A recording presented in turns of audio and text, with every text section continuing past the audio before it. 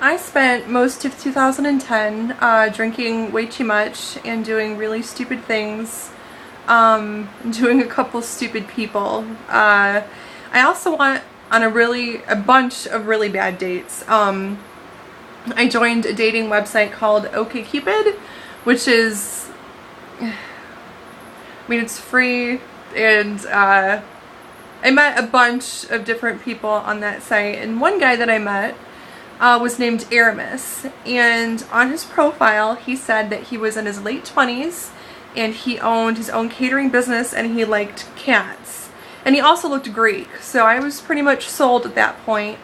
And after talking to him a little bit on the website and texting, I agreed one Friday night to meet up with him, and he wanted to go to a porch party his neighbors were having, which seemed safe and innocuous enough to me because, I don't know, the chances of getting gangbanged on a porch just seemed small. So I met him at his place with the hope that he was not a hobo. But as soon as I got there, I realized that he was a hobo and that things were probably not going to go well.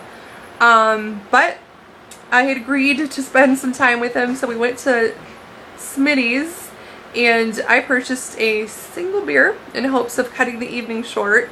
And he spent about 20 minutes picking out a Capri Sun and some Popov to make a cocktail, I guess.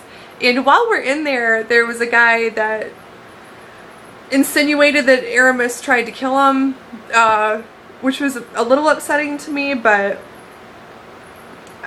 alright, it was a lot upsetting to me.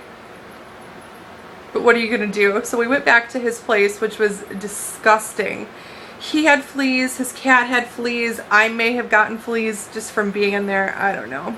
So after he mixed up his Capri Sun Pop-Off cocktail, I just said, well, let's go to this porch party, and he leads me outside, and what he calls a porch party is in actuality a stoop with a girl that has a rat on her shoulder.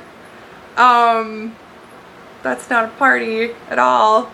So at this point, I am downing my beer because I want to go.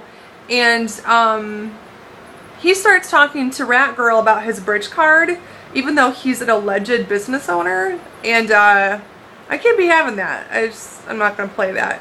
So as I'm sitting there contemplating my situation, out of the darkness rolls this group of people that turn out to be like 10 skinhead punks.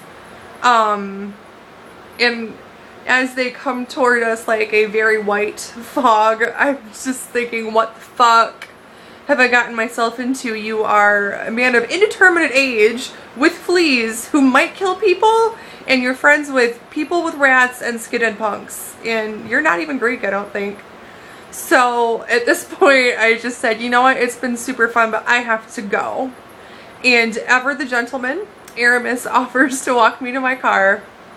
And on the way there, he asked me if I have children. And I said, no. And he's like, oh, that's too bad, because he wanted to be a father, but he thought he was too old. So he was looking for a single mother with lower standards that had like a 3-year-old, because that would be perfect, the perfect situation. And I just said, I agree, have a good night. And I left and finished out the evening with my friends, and all told, it wasn't a bad Friday night. And I thought that was pretty much it for Aramis. But the next morning at 5 a.m. I get a text message from him, and he asked me if I'm awake. And my phone had woken me up, and I responded, which I know I shouldn't have done. And he said he wanted to get breakfast, and I was like, no. And I went back to sleep, and that was it, I thought. But that wasn't it. That was not all from Aramis. The next morning, I'm at my second job, and it's like 7 a.m. and he texts me and asks if I'm home, because if I am home, then he would like to come over with his dick. What? Where do you go without it, Aramis? First of all, and second of all, no. no. So I texted him the very polite and succinct response, I don't think we're a good match. And he responded with the mildly threatening, ha? And I didn't know what that meant. Did it mean, ha, I'm masturbating in your sock drawer right now? Or, ha, I'll leave you alone? Thankfully, it was the latter, and I have seen hide nor hair of Aramis again.